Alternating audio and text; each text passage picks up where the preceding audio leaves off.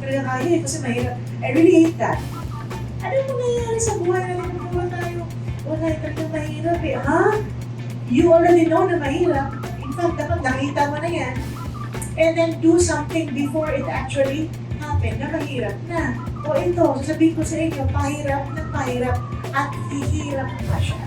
You better start strategizing for next year while trying to win for this year.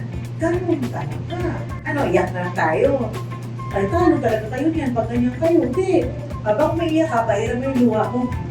Ha? Tapos tayo. O, masakit? Kung mag-ika-ika pa dyan, galahaw. Pasa mo yung bola sa akin kung di mo kaya. Tumabi ka, pero bukas umayos ka na. Baka ako na mapilay.